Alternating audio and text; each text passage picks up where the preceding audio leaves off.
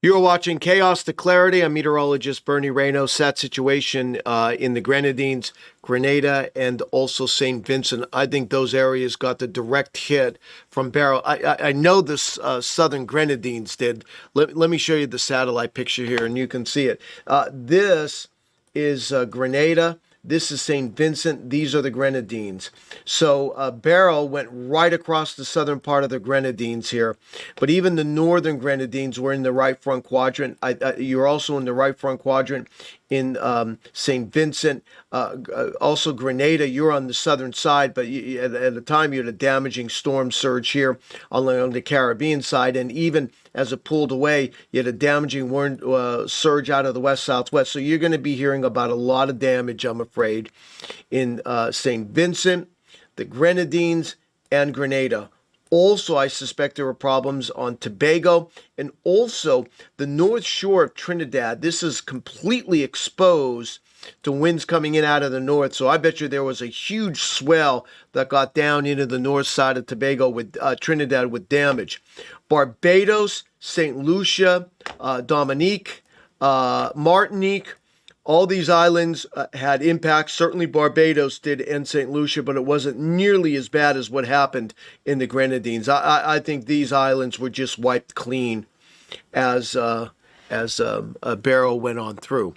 I want to show you this map because there is still conditions are still somewhat favorable for at least Beryl maintaining its strength for the next few hours, because you're looking at the shear map. You have a lot of shear that's going to be occurring here across the Caribbean over the coming days here, but right now it's in a very good spot, unfortunately, for developing the Eastern Caribbean. But as Beryl moves west and northwest, it's moving west-northwest because the high hasn't extended over into the central Atlantic yet. But that's the good news. Wind shear is going to really start weakening this as we move forward here. Let me show you what I'm talking about here. Let's go to the where we're looking at here. So this is Beryl. Beryl is where you're seeing all of this red going on. This is at 8 o'clock tonight. Here's Beryl. Now let me show you the shear product in this area. So here is the shear product as we move forward. So see, it's in here. It's still in a good spot. The wind shear that's going to weaken Beryl is in here. Once you get to the longitude of Hispaniola, so that'll be tomorrow.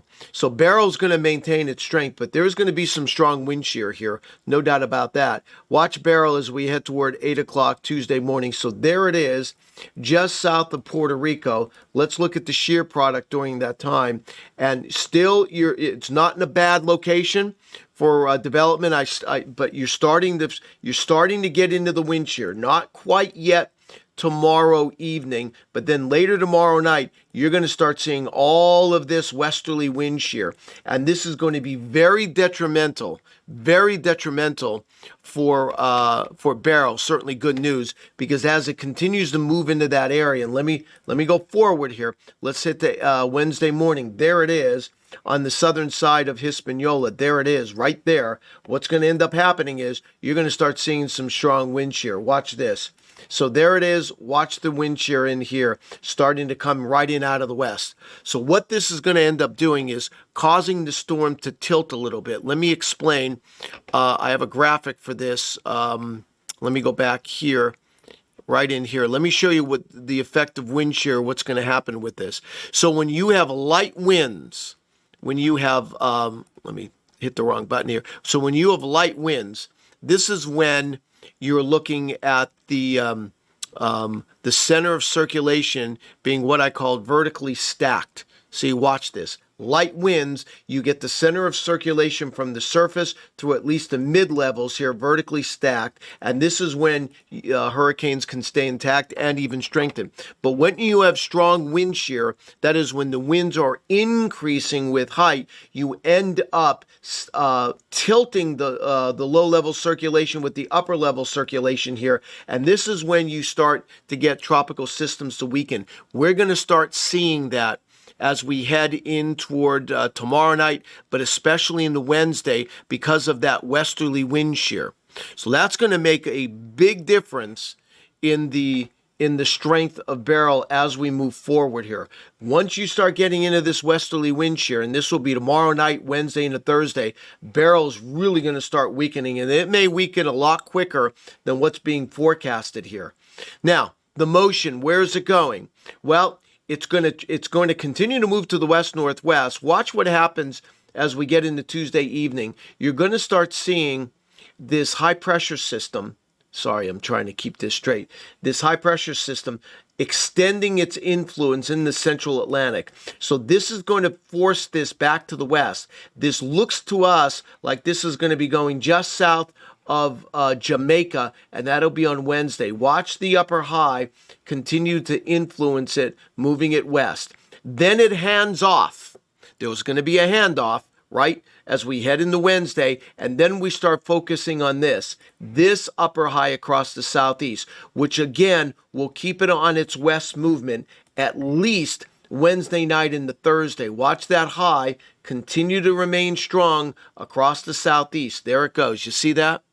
So it continues to remain strong. There it is Thursday morning, and you still have this upper high across the southeast. This is why there's going to be no impact along the Florida Peninsula and probably the panhandle of Florida up until New Orleans. You're not going to get any direct rain and wind impacts from Beryl because of this high. The concerning thing I see as we move forward is that the high starts to break down a little bit. You notice that? I don't see it as we head into Friday. Let me go to a different view here. So there it is Thursday. That high starts to weaken. There it is Thursday morning. You see how this high, all of a sudden, it's 594 high. It starts to weaken. That's a little concerning to me because here's why. As that high weakens a little bit, you've got there it is Saturday morning. You have a trough coming in here that's probably going to change the wind flow out of the south-southeast. There's your upper high off the East Coast. So there's room for this to come northward towards South Texas this weekend. I am concerned about that. Now, I've also thought that if this high stays stronger, right? If this high stays stronger, then Beryl would be directed right into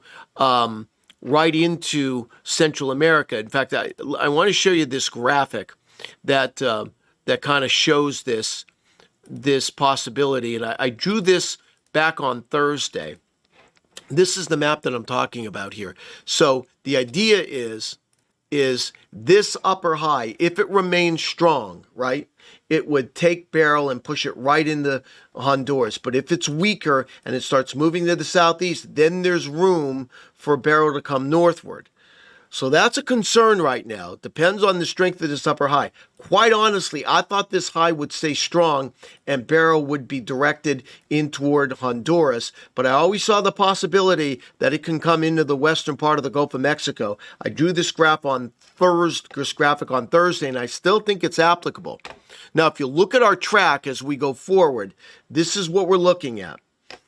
This steady weakening in here, and this weakening may be a lot faster than what we're being shown right now. That westerly wind shear is really going to do a number on Beryl. We do believe there's going to be some very large impacts going on here, probably wind gusts over 100 miles per hour, at least on the southern side of Jamaica here. That would be as we move into Wednesday. So there's going to be huge impacts with this storm in Jamaica. The question is how much does it weaken as it starts feeling that westerly wind shear? And I'm telling you, that westerly wind shear, you're going to see the entire western side of the system erode.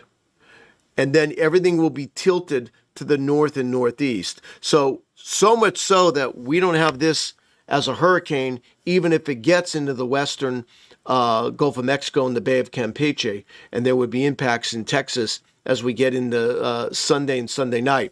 But I am starting to believe, based on that upper high, the fact that it's weaker, that it's going to try to take that turn towards South Texas with impacts as we get into Sunday night. We'll see. Now, if that high stays maintained and strong here, then it's going to go in the Belize and maybe even Honduras.